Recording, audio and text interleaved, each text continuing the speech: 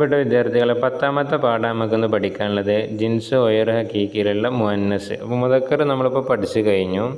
ഇനി ഇതിൽ മുഅന്നസാകുന്ന ഒരു 7ഓളം നിയമങ്ങളാണ് നമ്മളിവിടെ പറയുന്നത്. ഒന്നാമതായിട്ട് ഉറുദു കെ വോ അൽഫാസ് ജിൻകെ ആഖിർ മേ യാ മഅറൂഫ് അസ്ലി ഹോ വോ മുഅന്നസ് ഇസ്തിമാൽ കിയ ജാതാ ഹൈ. ഉറുദുവിലുള്ള ലഫ്സുകളുടെ അവസാനത്തിൽ യാ മഅറൂഫ് അവസാനം ലക്കടി, ഘടി, അങ്കൂട്ടി, അൽമാരി അതിലൊക്കെയുള്ള പോലെ യാ ഉണ്ടെന്നുണ്ടെങ്കിൽ അസ്ലിയായ യാ ഉണ്ടെന്നുണ്ടെങ്കിൽ അതിനെ മുഅന്നസായിട്ട് ഉപയോഗിക്കുന്നു. ലക്കടി മരത്തിൻ്റെ കഷ്ണത്തിന് പറയും. അതേമാതിരി തന്നെ ഘടി ക്ലോക്കിന്, അങ്കൂട്ടി പറഞ്ഞാൽ മോതിരം, അൽമാരി പറഞ്ഞാൽ സാധാ നമ്മളെ ഷെൽഫിന് പറയും. രണ്ടാമതായിട്ട് ഉറുദു മേ മുസ്തമിൽ ഹിന്ദി കെ അസ്മായെ തസ്ഗീർ ബി മുഅന്നസ് ഇസ്തിമാൽ കിയ ജാത്തെ ഹൈ. ഉറുദുവിൽ ഉപയോഗിക്കുന്ന ഹിന്ദി ലഫ്സുകളുടെ തസ്ഗീർ, എൻ്റെ ചെറിയ തസ്ഗീർ എന്ന ചെറിയ രൂപം. നോക്കി ഖാട്ട്, ഖട്ടിയ, ഡേലി, ഡല്യ. ഖാട്ട് പറഞ്ഞാൽ കട്ടിൽ, അപ്പോൾ ഖട്ടിയ പറഞ്ഞാൽ ചെറിയ കട്ടിൽ.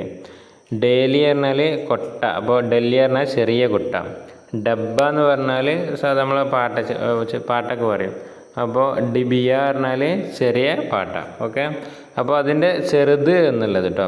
കാരണം ഉറുദുമേ മുസ്തമിൽ ഹിന്ദി കെ അസ്മായെ, ഈ ഉറുദുവിൽ ഉപയോഗിക്കപ്പെടുന്ന ഹിന്ദിയിലുള്ള ഇസ്മുകളുടെ തസ്ഗീർ ബി അതിൻ്റെ തസ്ഗീറുകളും മുഅന്നസ് ഇസ്തിമാൽ കിയ ജാത്തെ ഹൈ മുഅന്നസായിട്ട് ഉപയോഗിക്കുന്നു.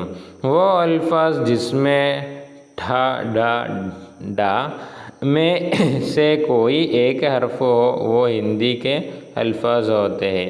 അപ്പോൾ ഒരു വാക്ക് ഹിന്ദി ലഫ്സാണെന്ന് തിരിയണമെന്നുണ്ടെങ്കിൽ ഈ 3 ട, അതേമാതിരി തന്നെ റ, ഡ, ഈ 3 അൽഫാസുകൾ ഉണ്ടെന്നുണ്ടെങ്കിൽ അത് ഹിന്ദി ലഫ്സാണ് നമുക്ക് മനസ്സിലാക്കാം.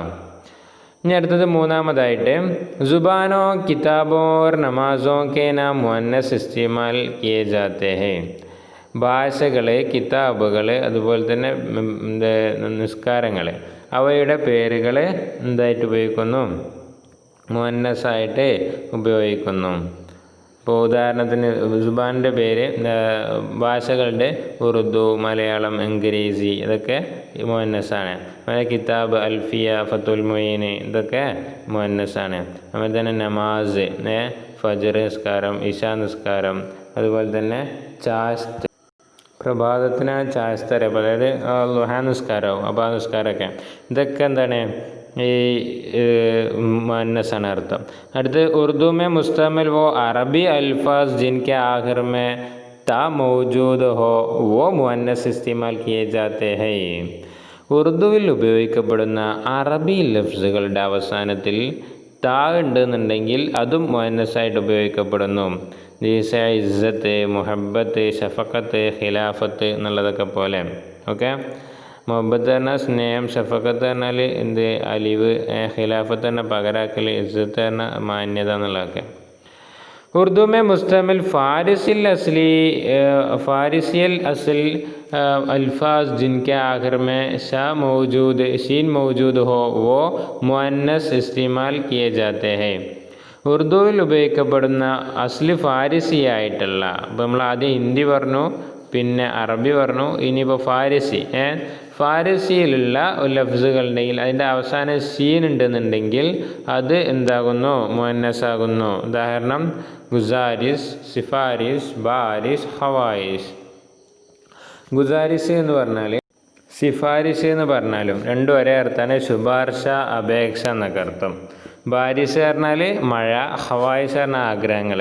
അപ്പോൾ ഇതൊക്കെ എന്താണ് ഉറുദുവിൽ ഉപയോഗിക്കപ്പെടുന്ന ഫാരിസി വാക്കുകളാണ്. അതിൻ്റെ അവസാനം ഷീൻ ഉള്ളതുകൊണ്ട് അവയെല്ലാം മുഅന്നസായിട്ട് ഉപയോഗിക്കുന്നു. ആറാമതായിട്ട് ഔഖാത്ത് കെ സാരെ അൽഫാസ് മുഅന്നസ് ഇസ്തിമാൽ കിയെ ജാത്തെ ഹൈ.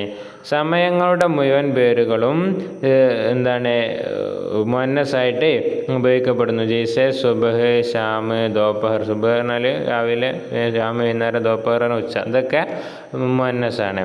അതുപോലെ തന്നെ തഫ്ഈൽ और इफ्तियाल के वज़न पर आने वाले अक्सर अल्फाज मुअन्नस होते हैं.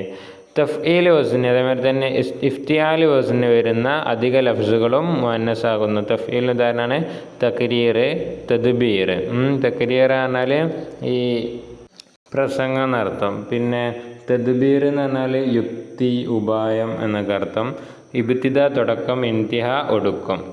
അടുത്ത നോട്ട്, उर्दू वालों ने मुज़क्कर और मुअन्नस बिल्कुल न समझ में आने वाले अल्फाज को मुज़क्कर इस्तेमाल करने की राय दी है.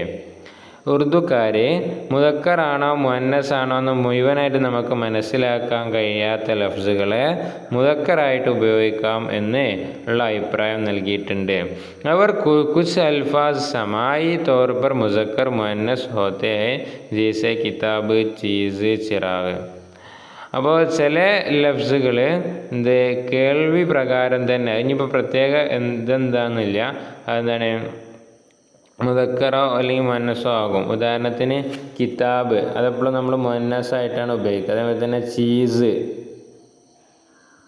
ചീസ് എന്നുള്ളത്, ചീസ് വസ്തു എന്നല്ല, അതെന്താണ്, അത് സ്ത്രീയാണ്, സ്ത്രീലിംഗാണ്, മുഅന്നസാണ്. അതുപോലെ തന്നെ ചിറാഗ് എന്നുള്ള വിളക്ക് എന്നുള്ള അർത്ഥം, അത് എന്താണ്, മുദക്കറുമാണ്. അപ്പോൾ അത് കേൾവി പ്രകാരം പ്രത്യേക നിയമങ്ങളൊന്നുമില്ല, കേൾവി പ്രകാരം അതെന്താണ് മുദക്കർ മുഅന്നസായി മാറിയതാണ്.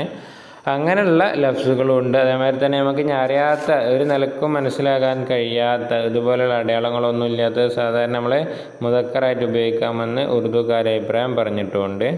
അപ്പോൾ ഈ കായികകൾ നിങ്ങൾ ഉഷാറായി പഠിച്ച് മനസ്സിലാക്കിയതിന് ശേഷം മലയാളത്തിൽ അത് ഓരോ നോട്ടാക്കിയിട്ട് എഴുതിയിട്ട് അയക്കുന്ന ക്ലാസ് വർക്കിൽ അപ്ലോഡ് ചെയ്യാൻ മറക്കരുത്. അസ്സലാമു അലൈക്കും വറഹ്മത്തുള്ളാഹി.